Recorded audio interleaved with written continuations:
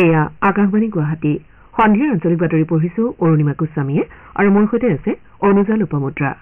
এতিয়া প্ৰধান বাতৰিসমূহ হ'ল বিজেপিৰ জ্যেষ্ঠ নেতা তথা প্ৰধানমন্ত্ৰী নৰেন্দ্ৰ মোদীৰ উত্তৰ প্ৰদেশৰ বাৰাণসী সমষ্টিৰ পৰা মনোনয়ন পত্ৰ দাখিল। দেশত পঞ্চম ষষ্ঠ আৰু সপ্তম পৰ্যায়ৰ লোকসভা নিৰ্বাচনৰ বাবে ব্যাপক প্ৰচাৰ অভিযান অব্যাহত। বিজেপি নেতা অমিত শ্বাহৰ পশ্চিমবংগত, কংগ্ৰেছ নেত্ৰী প্ৰিয়ংকা গান্ধীৰ উত্তৰ প্ৰদেশত আৰু মুখ্যমন্ত্ৰী হিমন্ত বিশ্ব শৰ্মাৰ ওড়িশাত প্ৰচাৰ। অসম আৰক্ষীয়ে গ্ৰেপ্তাৰ কৰা আনছাৰ উল্লাহ বাংলা টীমৰ 2জন সদস্যক 9 দিনৰ বাবে বিশেষ শাখাৰ জিম্মালৈ প্ৰেৰণ। অসম তথা উত্তৰ পূৰ্বাঞ্চলৰ পৰা যাবলগীয়া 3708 গৰাকী হজ যাত্ৰীৰ প্ৰথমটো দলৰ পৰহিলৈ মক্কা অভিমুখে যাত্ৰা আৰু IPL ক্ৰিকেট প্ৰতিযোগিতাৰ এখন খেলত আজি লক্ষ্ণৌ ছুপাৰ জায়েণ্টছ দিল্লী কেপিটেলছৰ মুখামুখি। এতিয়া শুনক বিতং বাতৰি। বিজেপিৰ জ্যেষ্ঠ নেতা তথা প্ৰধানমন্ত্ৰী নৰেন্দ্ৰ মোদীয়ে আজি বাৰাণসী সমষ্টিৰ পৰা তেওঁৰ মনোনয়ন পত্ৰ দাখিল কৰিছে।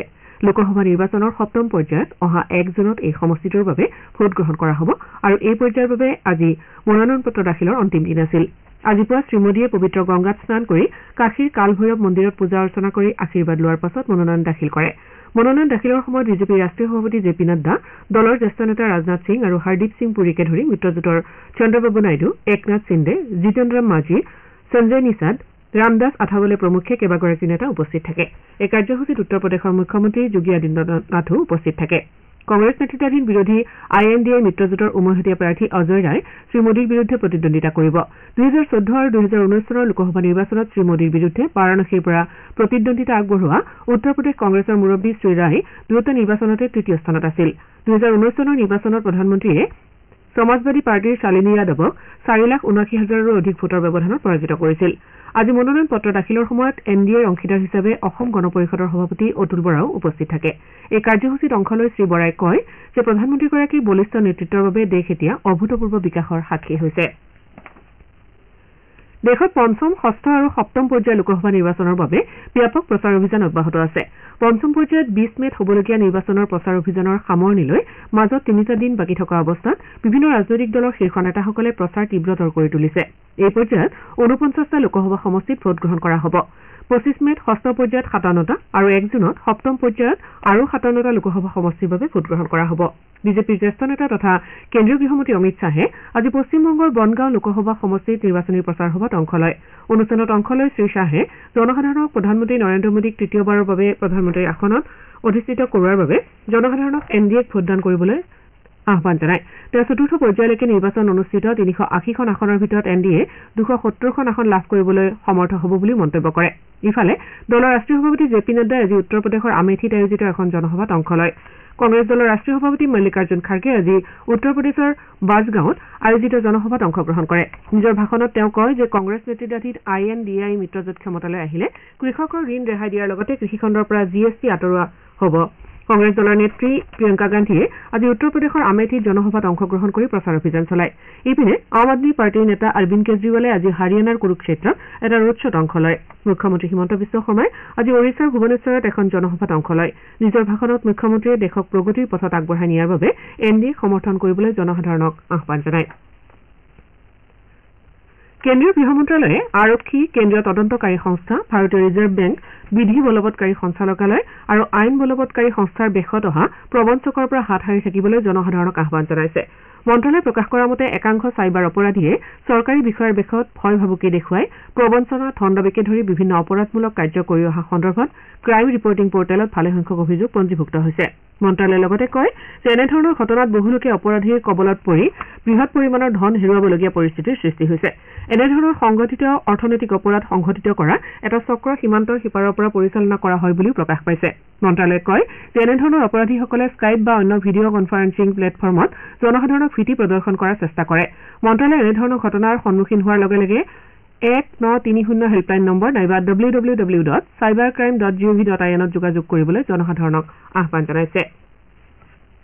অসম আৰক্ষীৰ বিশেষ শাখাই গ্ৰেপ্তাৰ কৰা আল কায়দাৰ সহযোগী সংগঠন আনছাৰ উল্লাহ বাংলা টীম চমুকৈ ABTৰ সদস্য বাহাৰ মিয়া আৰু ৰাছেল মিয়াক আজি কামৰূপ মহানগৰ জিলাৰ মুখ্য ন্যায়িক দণ্ডাধীশৰ আদালতত হাজিৰ কৰোৱা হয়। পাছত তদন্তকাৰী সংস্থাটোৱে অধিক সোধা পোছাৰ বাবে দুয়োকে 13 দিনৰ বাবে নিজৰ জিম্মাত বিচাৰি আদালতত আবেদন কৰে। কিন্তু আদালতে 9 দিনৰ বাবে বিশেষ শাখাৰ জিম্মালৈ তেওঁলোকক প্ৰেৰণ কৰে। উল্লেখযোগ্য যে বিশেষ শাখাই কালি গুৱাহাটীত 2জন সদস্যক গ্ৰেপ্তাৰ কৰিছিল। নিৰ্বাচন আয়োগে নিৰ্বাচনী আচৰণ বিধি উলংঘা সন্দৰ্ভত বিভিন্ন ৰাজনৈতিক দলে দাখিল কৰা 90%ৰো অধিক অভিযোগ নিষ্পত্তি কৰিছে আৰু কংগ্ৰেছ তথা বিজেপিৰহে কেইটামান অভিযোগ বিচাৰাধীন হৈ আছে। আয়োগে এটা বিবৃতিত কয় যে এই সময়ছোৱাত 425টা গুৰুতৰ অভিযোগ লাভ কৰা হৈছিল। ইয়াৰ ভিতৰত 400টা নিষ্পত্তি কৰাৰ লগতে প্ৰয়োজনীয় কাৰ্যপন্থা গ্ৰহণ কৰা হৈছে বুলি আয়োগে জানিবলৈ দিয়ে। আয়োগে লগতে উল্লেখ কৰা মতে 170টা অভিযোগ কংগ্ৰেছ দলে দাখিল কৰাৰ বিপৰীতে 95টা অভিযোগ বিজেপিয়ে আৰু 160টা অন্য ৰাজনৈতিক দলসমূহে দাখিল কৰিছিল। আয়োগে কয় যে নিৰ্বাচনী আচৰণ বিধি উলংঘা সন্দৰ্ভত কংগ্ৰেছ আৰু বিজেপিয়ে পৰস্পৰৰ বিৰুদ্ধে দাখিল কৰা কেইটামান অভিযোগ বিবেচনাধীন হৈ আছে। উল্লেখযোগ্য যে আয়োগে ইয়াৰ পূৰ্বে কেইবাগৰাকীও ৰাজনৈতিক নেতাক নিৰ্বাচনী আচৰণ বিধি উলংঘা সন্দৰ্ভত ব্যক্তিগতভাৱে জাননী জাৰি কৰিছে। কেন্দ্ৰত শাসনাধিষ্ঠিত বিজেপি নেতৃত্বাধীন এনডিএ চৰকাৰ যোৱা 8 বছৰে জনসাধাৰণক দিয়া প্ৰতিশ্ৰুতি পূৰণত ব্যৰ্থ হৈছে বুলি আজি বৰপেটাত এখন সংবাদ মেলত আম আদমী পাৰ্টীৰ বৰপেটা জিলা সমিতিৰ নেতৃবৰ্গই প্ৰকাশ কৰে। তেওঁলোকে চৰকাৰখন বিভিন্ন দিশত ব্যৰ্থ হোৱা বুলি উল্লেখ কৰি পানী যোগান, স্বাস্থ্য, শিক্ষা, বিজুলী যোগান, মূল্যবৃদ্ধি আদি বিষয়কেইটাত বিশেষ গুৰুত্ব দিয়ে। চৰকাৰী বিদ্যালয়সমূহৰ আন্তঃগাঁথনি দুৰ্বল হৈ পৰা বুলিও তেওঁলোকে মন্তব্য কৰে। সামগ্ৰীৰ মূল্যবৃদ্ধিয়ে জনসাধাৰণৰ জীৱন যাপনৰ ক্ষেত্ৰত অসুবিধাৰ সৃষ্টি কৰা বুলিও তেওঁলোকে সংবাদমেলত প্ৰকাশ কৰে। কামৰূপ মহানগৰ জিলা সত্ৰ ন্যায়াধীশৰ আদালতে উৎকোচ লৈ হাতেলোতে গ্ৰেপ্তাৰ হোৱা কাৰ্যবাহী অভিযন্তা জয়ন্ত গোস্বামীক আজি 4 দিনৰ বাবে তদাৰকী আৰু দুৰ্নীতি নিবাৰণী সঞ্চালকালয়ৰ জিম্মালৈ প্ৰেৰণ কৰিছে। বিলৰ ধন মোকলাই দিয়াৰ নামত কালি হেঙেৰাবাৰীৰ এখন হোটেলত 20,000 টকা উৎকোচ লওঁতে সঞ্চালকালয়ে কাৰ্যবাহী অভিযন্তাজনক গ্ৰেপ্তাৰ কৰে। উল্লেখযোগ্য যে অভিযুক্ত গোস্বামীৰ বাসগৃহৰ পৰা তদন্তকাৰী দলে ইতিমধ্যে প্ৰায় 80 লাখ টকা উদ্ধাৰ কৰিছে। জানিব পৰা মতে ধৃত কাৰ্যবাহী অভিযন্তা গোস্বামীৰ সা সম্পত্তি সন্দৰ্ভতো সঞ্চালকালয়ে তদন্ত আৰম্ভ কৰিব। অৰুণাচল প্ৰদেশত যোৱা 12 মেৰ পৰা প্ৰথম চিয়াং জৈৱ বৈচিত্ৰ্য সন্মিলন 2024 অনুষ্ঠিত হৈছে। অহা 18 মেত এই সন্মিলনৰ সামৰণি পৰিব। সপ্তাহজোৰা এই সন্মিলনত জৈৱ বৈচিত্ৰ্য সংৰক্ষণ সন্দৰ্ভত সজাগতা সৃষ্টিৰ প্ৰয়াস কৰা হৈছে। উল্লেখযোগ্য যে আপাৰ চিয়াং জিলাত শেহতীয়াকৈ 10টা নতুন প্ৰজাতিৰ মঠ আৱিষ্কাৰ কৰা হৈছে। এই আৱিষ্কাৰে জিলাখনত চিয়াং জৈৱ বৈচিত্ৰ্য সন্মিলন আয়োজনৰ পথ প্ৰশস্ত কৰিলে। উল্লেখযোগ্য যে এটা জৰীপৰ সময়ত ৰাজ্যখনত 250টা প্ৰজাতিৰ পখিলা, 650টা মঠৰ প্ৰজাতি আৰু 200টা পক্ষী প্ৰজাতি থকাটো নিশ্চিত কৰা হৈছিল। শ্ৰোতাসকলে সন্ধিয়াৰ আঞ্চলিক বাতৰি শুনিছে আকাশবাণী গুৱাহাটী কেন্দ্ৰৰ পৰা। পৰৱৰ্তী বাতৰি শুনক অনুজা লোপামুদ্ৰাৰ পৰা। অসম তথা উত্তৰ পূৰ্বাঞ্চলৰ পৰা এইবাৰ 3,708গৰাকী হজ যাত্ৰী হজ যাত্ৰাৰ বাবে ৰাওনা হ'ব। পৰহিলৈ গুৱাহাটীৰ লোকপ্ৰিয় গোপীনাথ বৰদলৈ আন্তঃৰাষ্ট্ৰীয় বিমানবন্দৰৰ পৰা হজ যাত্ৰীৰ প্ৰথমটো দল মক্কা অভিমুখে যাত্ৰা কৰিব। আজি গুৱাহাটীৰ হাজী মুছাফিৰখানাত আয়োজিত এখন সংবাদমেলত যুটীয়া ৰাজ্যিক হজ সমিতিৰ অধ্যক্ষ নেকিবুৰ জামানে এই বিষয়ে প্ৰকাশ কৰে। তেওঁ কয় যে হজ যাত্ৰা কৰিবলগীয়া যাত্ৰীসকলৰ ভিতৰত 3,658গৰাকী অসমৰ হোৱাৰ বিপৰীতে 36গৰাকী মেঘালয়ৰ আৰু 7গৰাকীকৈ নাগালেণ্ড আৰু অৰুণাচল প্ৰদেশৰ লোক। অহা 25 মে পৰ্যন্ত যাত্ৰীসকল হজ যাত্ৰাৰ বাবে পৰ্যায়ক্ৰমে ৰাওনা হ'ব। আজি সংবাদমেলত অধ্যক্ষ জামানে কয় যে হজ যাত্ৰীসকলৰ সুবিধাৰ বাবে কেন্দ্ৰীয় হজ সমিতিয়ে হজ সুবিধা এপ নামৰ এটা মোবাইল এপ্লিকেশ্যনৰ ব্যৱস্থা কৰিছে। এই এপৰ সহায়ত যাত্ৰীসকলে হজ সম্পৰ্কীয় সকলো তথ্য ঘৰতে বহি লাভ কৰিব পাৰিব বুলি তেওঁ কয়। যোৰহাট চিকিৎসা মহাবিদ্যালয়ত এটা বিশেষ সা সুবিধা থকা অগ্নিদগ্ধ লোকৰ চিকিৎসাৰ কক্ষ স্থাপনৰ বাবে আজি মহাবিদ্যালয় কৰ্তৃপক্ষৰ সৈতে তেল আৰু প্ৰাকৃতিক গেছ আয়োগ লিমিটেডৰ মাজত এখন চুক্তি স্বাক্ষৰ হয়। 11,83 লাখ টকাৰ এই চুক্তিখনৰ জৰিয়তে আধুনিক চিকিৎসা ব্যৱস্থাৰে সজ্জিত কক্ষটো মহাবিদ্যালয়খনৰ 3য় মহলাত স্থাপন কৰা হ'ব। এই কক্ষটো কাৰ্যক্ষম হৈ উঠিলে যোৰহাটকে ধৰি উজনি অসমৰ বহু লোকৰ সুবিধা হ'ব বুলি মহাবিদ্যালয়খনৰ অধ্যক্ষ ডাঃ ৰত্নকান্ত তালুকদাৰে জানিবলৈ দিয়ে। ফ্ৰান্সত আজিৰে পৰা কাঁ চলচ্চিত্ৰ মহোৎসৱৰ ৭৭ সংখ্যক সংস্কৰণ অনুষ্ঠিত হৈছে। 12 দিনীয়া কাৰ্যসূচীৰে আয়োজিত এইবাৰৰ কাঁ চলচ্চিত্ৰ মহোৎসৱত 7খনকৈ ভাৰতীয় বোলছবি প্ৰদৰ্শিত হ'ব। এই বোলছবিকেইখন হৈছে all we imagine as light, Santosh, sunflowers were the first ones to know', Manthan, sister midnight, retreat আৰু দ্য শ্বেমলেছ। দেশে প্ৰথমবাৰৰ বাবে এই মহোৎসৱত ভাৰত পৰ্ব কাৰ্যসূচীৰ আয়োজন কৰিব। ভাৰত পৰ্বতে চলিত বৰ্ষৰ 20ৰ পৰা 28 নৱেম্বৰলৈকে গোৱাত হ'বলগীয়া 55 সংখ্যক আন্তঃৰাষ্ট্ৰীয় চলচ্চিত্ৰ মহোৎসৱ 2024ৰ পোষ্টাৰ আৰু ট্ৰেইলাৰ আনুষ্ঠানিকভাৱে মুকলি কৰা হ'ব। কাঁ চলচ্চিত্ৰ মহোৎসৱত থকা ভাৰত পেভিলিয়ন ভাৰতীয় চলচ্চিত্ৰৰ সৈতে জড়িত লোকসকলক মহোৎসৱৰ সময়ছোৱাত বিভিন্ন অনুষ্ঠানত অংশগ্ৰহণ কৰাৰ ক্ষেত্ৰত সহায়ক হ'ব।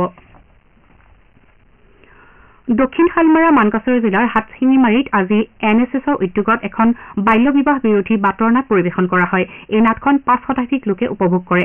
উল্লেখযোগ্য যে যোৱা 9 মেৰ পৰা সামাজিক সমস্যা সন্দৰ্ভত সজাগতা সৃষ্টিৰ বাবে NSS গোটে কেইবাটাও কাৰ্যসূচী ৰূপায়ণ কৰিছে।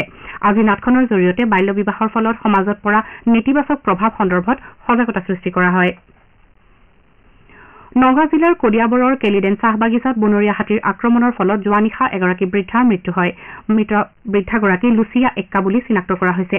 হাতীৰ আক্ৰমণত গুৰুতৰভাৱে আহত মহিলাগৰাকী প্ৰথমে জখলাবন্ধা আৰু পাছলৈ তেজপুৰ অসামৰিক চিকিৎসালয়লৈ প্ৰেৰণ কৰা হয় যদিও মহিলাগৰাকীৰ চিকিৎসালয়তে মৃত্যু হয়। ইফালে ধেমাজি জিলাৰ মাছখোৱাত বনৰীয়া হাতীৰ মুক্ত বিচৰণক লৈ অঞ্চলটোৰ ৰাইজ শংকিত হৈছে। বৰপাক নৈকোষ আৰু জোৰকাটা অঞ্চলৰ সমীপৰ ঘিলাগুৰিত দিনৰ ভাগত বনৰীয়া হাতীটো মুকলিকৈ বিচৰণ কৰাৰ ফলত ৰাইজ শংকিত হৈ পৰিছে। বন বিভাগৰ লোকে হাতীটোক খেদি পঠিয়াবলৈ চেষ্টা অব্যাহত ৰাখিছে। গোলাঘাট আৰক্ষীয়ে মাদক দ্ৰব্যৰ বিৰুদ্ধে অভিযান চলাই যোৱা নিশা গোলাঘাটৰ ৩৯ নম্বৰ ৰাষ্ট্ৰীয় ঘাইপথত মাদক দ্ৰব্যসহ ৩জন লোকক গ্ৰেপ্তাৰ কৰে। লোক ৩জনে ডিমাপুৰৰ পৰা ৫ লক্ষাধিক টকা মূল্যৰ মাদক দ্ৰব্য দুখন বাহনত সৰবৰাহ কৰি গোলাঘাট অভিমুখে আহি থকা অৱস্থাত আৰক্ষীয়ে কৰায়ত্ব কৰে। লোক ৩জনক সোধা পোছা কৰি থকা হৈছে বুলি আৰক্ষী সূত্ৰই প্ৰকাশ কৰিছে। IPL ক্ৰিকেট প্ৰতিযোগিতাত আজি দিল্লীৰ নতুন অৰুণ জেটলী ষ্টেডিয়ামত হ'বলগীয়া এখন খেলত লক্ষ্ণৌ ছুপাৰ জায়েণ্টছ দিল্লী কেপিটেলছৰ সন্মুখীন হ'ব। খেলখন সন্ধিয়া 7:30 বজাত আৰম্ভ হ'ব। আনহাতে গুৱাহাটীৰ বৰ্ষাপাৰাৰ ACA ষ্টেডিয়ামত কাইলৈ ৰাজস্থান ৰয়েলছ আৰু পঞ্জাৱ কিংছৰ মাজত হ'বলগীয়া খেলখনৰ বাবে যাৱতীয় প্ৰস্তুতি প্ৰায় সম্পূৰ্ণ হৈছে। পঞ্জাৱ কিংছৰ দলটো দেওবাৰে গুৱাহাটীলৈ অহাৰ বিপৰীতে ৰাজস্থান ৰয়েলছ কালি বিয়লি গুৱাহাটীত আহি উপস্থিত হয়। আজি দুয়োটা দলে বৰ্ষাপাৰাৰ ষ্টেডিয়ামত অনুশীলন কৰাৰ পাছত ৰাজস্থান ৰয়েলছৰ দলটোৱে এখন সংবাদ মেলত অংশ লয়। গুৱাহাটীত হ'বলগীয়া দুয়োখন খেলৰ বাবে অনুৰাগীসকলৰ মাজত ব্যাপক উৎসাহ উদ্দীপনা দেখা গৈছে। কাইলৈ আৰু 19 মেত গুৱাহাটীৰ বৰ্ষাপাৰাৰ ACA ষ্টেডিয়ামত হ'বলগীয়া IPL ক্ৰিকেট প্ৰতিযোগিতাৰ T20 ক্ৰিকেট খেল দুখনৰ প্ৰতি লক্ষ্য ৰাখি গুৱাহাটীৰ যান বাহন আৰক্ষীয়ে যান বাহনৰ চলাচলৰ ক্ষেত্ৰত বিশেষ নিৰ্দেশনা জাৰি কৰিছে। এই সময়ছোৱাত শিশু, মহিলা, ছাত্ৰ ছাত্ৰী, জ্যেষ্ঠ নাগৰিক আৰু বিশেষভাৱে সক্ষম নাগৰিকসকলৰ আহ-যাহ সুচল হোৱাৰ লগতে জৰুৰীকালীন বাহন যেনে এম্বুলেন্স, স্কুল বাছ, অগ্নি নিৰ্বাপক বাহন আদিৰ চলাচল সুচল হোৱাকৈ এই নিৰ্দেশনা জাৰি কৰা হৈছে। সেই অনুসাৰে 15 আৰু 19 মেত দিনৰ 3 বজাৰ পৰা নিশা 12 বজালৈ 27 নম্বৰ ৰাষ্ট্ৰীয় ঘাইপথৰ গুৱাহাটী মহানগৰীৰ অংশত গধুৰ যান বাহন আৰু বাণিজ্যিক বাহনৰ চলাচলত নিষেধাজ্ঞা জাৰি কৰা হৈছে। সেই দুয়োটা দিনত গুৱাহাটীৰ আৰ্যনগৰৰ পৰা লখৰা চাৰিআলিলৈ যোৱা পথটো দিনৰ 3 বজাৰ পৰা ওৱান ৱে হৈ পৰিব। লালগণেশ তিনিআলি অঞ্চলৰ পৰা খেলৰ কাৰ পাছ থকা বাহনকহে বৰ্ষাপাৰালৈ চলাচলৰ অনুমতি প্ৰদান কৰা হ'ব। আনহাতে বৰ্ষাপাৰা তিনিআলিৰ পৰা ধীৰেনপাৰা তিনিআলিলৈও পথছোৱা ওৱান ৱে হৈ পৰিব আৰু খেলৰ কাৰ পাছ থকা বাহনেহে চলাচলৰ অনুমতি পাব। অৱশ্যে স্থানীয় বাসিন্দাৰ বাহন আৰু জৰুৰীকালীন সেৱাৰ বাহনৰ ক্ষেত্ৰত এই নিষেধাজ্ঞা প্ৰযোজ্য নহয়। এছিয়া আৰু বিশ্ব বডি বিল্ডিং চেম্পিয়নশ্বিপৰ বাবে মাজুলীৰ পবিত্ৰ নাথে ভাৰতীয় দলত স্থান লাভ কৰিছে। যোৱা 11 আৰু 12 মেত কেৰালাৰ কোচিত অনুষ্ঠিত যোগ্যতা নিৰূপণকাৰী খেলৰ জৰিয়তে খেলুৱৈগৰাকীয়ে দলটোত স্থান লাভ কৰে। ইয়াৰ পূৰ্বে খেলুৱৈগৰাকীয়ে দক্ষিণ এছীয় ক্ৰীড়া সমাৰোহত সোণ আৰু বিশ্ব বডি বিল্ডিং এণ্ড ফিজিক চেম্পিয়নশ্বিপত ব্ৰঞ্জৰ পদক অৰ্জন কৰিছিল। যোৰহাটৰ অসম কৃষি বিশ্ববিদ্যালয় ষ্টেডিয়ামত আজিৰে পৰা নুৰুদ্দিন আহমেদ মেমৰিয়েল অসম মণ্ডল আন্তঃজিলা ক্ৰিকেট টুৰ্ণামেণ্ট আৰম্ভ হৈছে। যোৰহাট জিলা আৰু চৰাইদেউ জিলাৰ মাজত অনুষ্ঠিত উদ্বোধনী খেলখনত যোৰহাট দলে জয়লাভ কৰে। মাজুলীৰ দেওদিয়াতি গাঁও নিবাসী আদৰ্শ কৃষক জিউৰাম বৰাৰ আজি বাৰ্ধক্যজনিত কাৰণত নিজা বাসগৃহত মৃত্যু হয়। মৃত্যুৰ সময়ত তেওঁৰ বয়স হৈছিল 100 বছৰ। বাতৰি শেষ কৰাৰ পূৰ্বে প্ৰধান বাতৰিকেইটা আকৌ এবাৰ। বিজেপিৰ জ্যেষ্ঠ নেতা তথা প্ৰধানমন্ত্ৰী নৰেন্দ্ৰ মোদীৰ উত্তৰ প্ৰদেশৰ বাৰাণসী সমষ্টিৰ পৰা মনোনয়ন পত্ৰ দাখিল। দেশত পঞ্চম, ষষ্ঠ আৰু সপ্তম পৰ্যায়ৰ লোকসভা নিৰ্বাচনৰ বাবে ব্যাপক প্ৰচাৰ অভিযান অব্যাহত। বিজেপি নেতা অমিত শ্বাহৰ পশ্চিমবংগত, কংগ্ৰেছ নেত্ৰী প্ৰিয়ংকা গান্ধীৰ উত্তৰ প্ৰদেশত আৰু মুখ্যমন্ত্ৰী হিমন্ত বিশ্ব শৰ্মাৰ ওড়িশাত প্ৰচাৰ। অসম আৰক্ষীয়ে গ্ৰেপ্তাৰ কৰা আনচাৰুল্লাহ বাংলা টীমৰ 2জন সদস্যক 9 দিনৰ বাবে বিশেষ শাখাৰ জিম্মালৈ প্ৰেৰণ। অসম তথা উত্তৰ পূৰ্বাঞ্চলৰ পৰা যাবলগীয়া 3708 গৰাকী হজযাত্ৰীৰ প্ৰথমটো দলৰ পৰহিলৈ মক্কা অভিমুখে যাত্ৰা। আৰু IPL ক্ৰিকেট প্ৰতিযোগিতাৰ এখন খেলত আজি লক্ষ্ণৌ ছুপাৰ জায়েণ্টছ দিল্লী কেপিটেলছৰ মুখামুখি। সন্ধিয়াৰ আঞ্চলিক বাতৰিৰ ইমানতে অন্ত পৰিল।